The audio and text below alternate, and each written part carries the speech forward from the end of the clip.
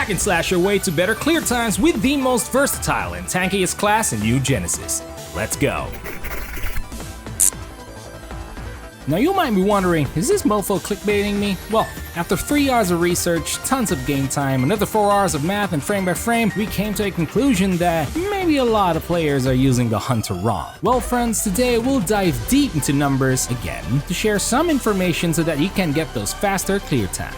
To kick things off, we need to talk about what Hunters specialize in: total retaliation. For that to work out, you need to get used to activating Hunter Art's Avenger and Perfect Parry. Releasing a charged Photon Art as a parry will add 50% potency to that PA alone, and if you pair that up with their strongest PAs, you'll basically be almost on par with a fighter. And just like them, you can place a point in every skill and still be tanky. In return, you get access to a variety of weapons to choose from.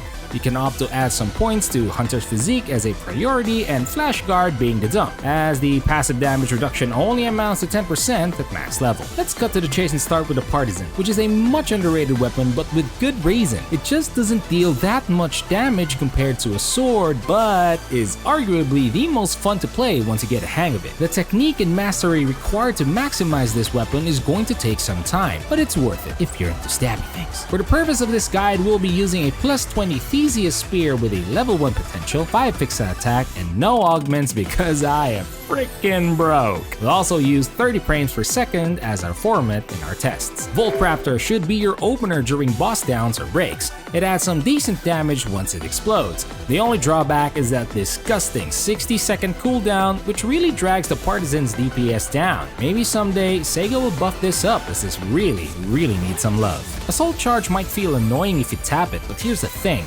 The charge damage is pretty decent for something fast.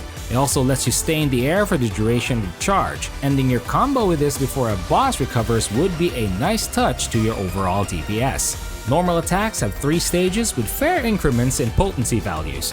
Note that these are just rough estimations, as Sega does not place the information up front. On paper, Cleaving Scythe is your go-to spam skill in terms of raw DPS. The only problem here is that requirement, which is a dazzling 26 PP that might cut you short during boss downs. If you want to spam this skill, then make sure you have PP conversion from 4 sub activated to generate PP fast enough after 2 attacks. Otherwise, you're better off using the next skill, which drains PP just fair enough to make the damage output come out on top. Thrusting Javelin has the lowest potency value but is definitely the most consistent and hassle-free out of the 3. In terms of total damage output from a realistic setting, this wins over the 2 PAs simply because it drains PP the slowest while dishing out really great damage. Fatal Tornado is one of those skills that look good on paper, but is horrible for application. It takes a good 3.2 seconds or 102 frames to finish the charged skill animation, and you can't even skip the spear spin. All in all, this falls in last in terms of DPS even if you spam the uncharged variant. The Almighty Sword is one of the most beloved Hunter weapons for the sole reason that it deals the most damage and has a lot of utility. It's beginner friendly and doesn't feel clunky at first try. This is where we stumbled upon the whole point of this video: Spiral Edge. It takes a good 17.2 seconds or 520 frames at 30 frames per second for a boss to recover during downs or breaks in a full 8-8 instance. Not to mention, it still has a small delay before using the next action. Uncharged SE deals 50% more on average compared to the first slash of CS, but falls off as soon as you run out of PP. To optimize your rotation, you can basically start with 2 uncharged spirals, a full streak, skip attack for some slight PP recovery and 5th stage damage, and then the last remaining seconds is spirals. That's a total of 135 PP, which is absolutely achievable if you can attack right away once the down starts.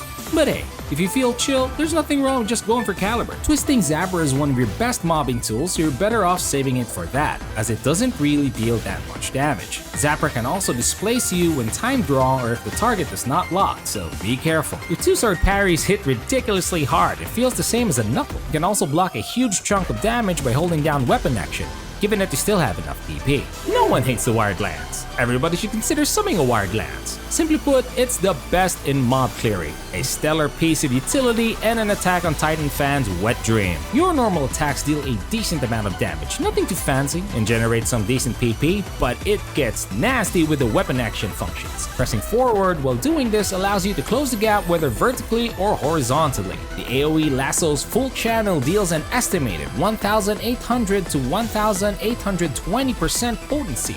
You see those damage ticks? Yeah, that's just a +2 wired lance with nothing else. But don't get too relaxed. You're absolutely vulnerable while doing this, but in return, its flinching power is one of the best. If you want to main wired lances, then Cutting Layer is your go-to spam skill during boss downs, but we would suggest using any of the choices mentioned earlier. Anyway, besides fluidity, wired lances also allow you to maintain distance, and with a total animation time with 2.2 seconds or 71 frames before you can cast the next skill, well, all in all, you're basically dishing out fast damage. Vein Mixture is a very clean way to clear mobs with a fair amount of DPS. You can cancel anytime besides the spinning animation and last strike.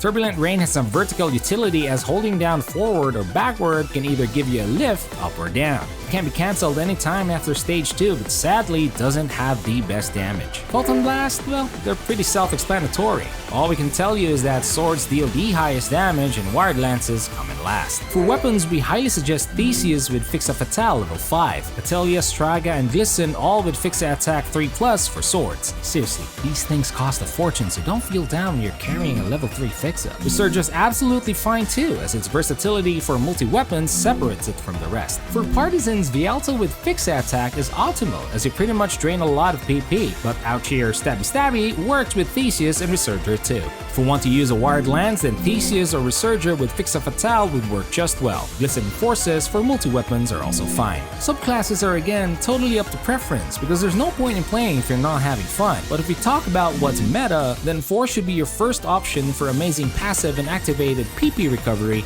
and Gunner for the same reason with the option to go ranged. Twin Machine Guns and Talus would work well for multi-weapons, as these give some good results for PP recovery. That's it for now, fellas. If you think we missed something, please let us know down in the comments. We'll be adding Cabal Mobile on our content soon, so if you're into that, feel free to subscribe to get notified. If you found this helpful, consider subscribing too. It's the only way we would know if we're doing a decent job. As always, peace, be nice, stay safe, and we'll see you guys next time.